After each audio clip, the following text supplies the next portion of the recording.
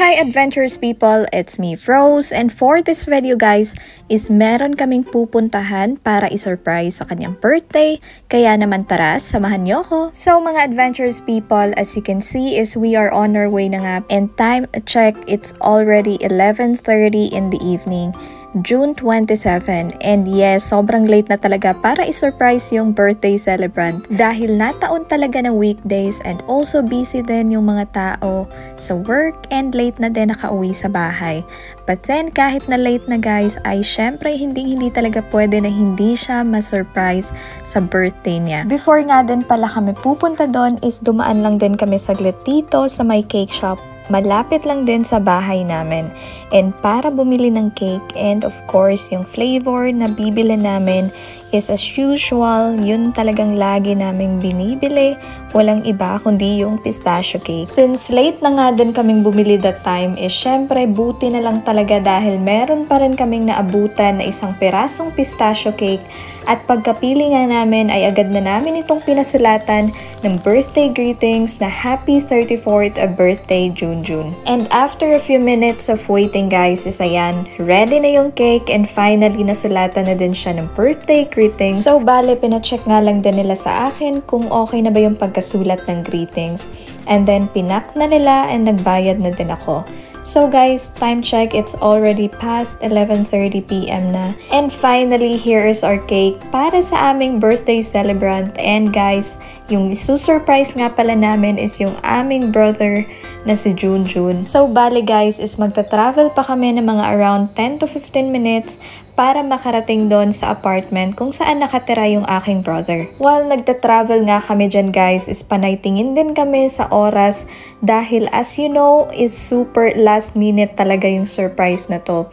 And syempre, kailangan din na maabutan namin na still June 27 pa rin. Buti na lang talaga dahil late night na at wala na ding masyadong traffic pa sa daan. And time check, we only have left 20 minutes para mag 12 AM and finally nakarating din kami dito sa apartment nila para i-surprise ang celebrant. So pagkaratingan namin ay diretso na din kaming pumasok sa kanilang apartment building at para na din kitain yung kanyang girlfriend na nag-aabang na sa amin sa may ground floor. So bale dito na nga lang din kami nag-set up ng cake para naman ready na before kami aakyat. So guys, finally we are set and ready na para i-surprise yung aming birthday celebrant. Kaya naman umakyat na kami dito at talagang nagmamadali na kami dahil we only have 15 minutes left para mag 12 AM. Pagkarating nga namin dito sa labas ng kanilang apartment ay pinaredy muna namin yung last na nag-birthday dahil meron nga kaming ginagawa dito na kung sino yung last na nag-birthday ay siya yung mag-turn over nung birthday crown and birthday sash. So bale ginagawa namin to within my family here in Dubai and also it's called like a birthday turnover ceremony. O ayan, diba? Ready na kami and we are all set. And finally is pumasok na nga din kami dito and guys, yung birthday celebrant nga pala daw ay tulog na nga but then gigisingin talaga namin siya. And now in 3, 2, 1, here we go! Isusurprise na natin siya! Happy birthday to you.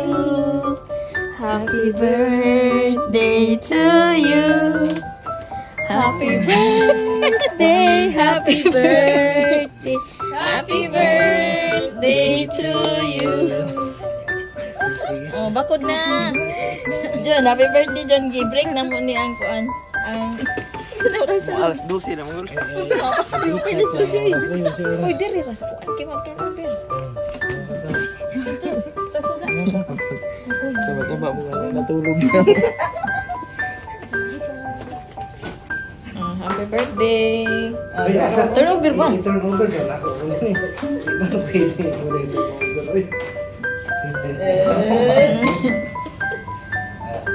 Yawa ni Turn over sa Miss Universe ba? Happy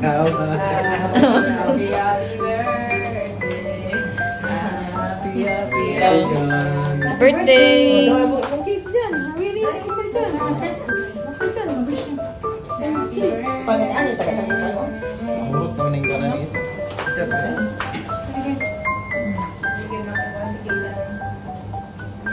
Tanong.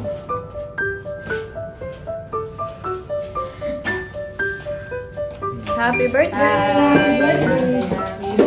So finally guys, a mission accomplished dahil nga na-surprise yung aming birthday celebrant kasi kahit natutulog na siya ay talagang ginising pa rin namin. But then at least na-surprise pa rin siya dahil hindi talaga pwede na hindi din siya makapag-blow ng cake on this special day of his life. So after nga kaming kumain ng cake at nagkwentuhan saglit ay umuwi na din kami dahil nga ay medyo late na din at tomorrow is meron pa kaming trabaho. So guys, until here, I hope you enjoy my video and thanks for watching. Bye!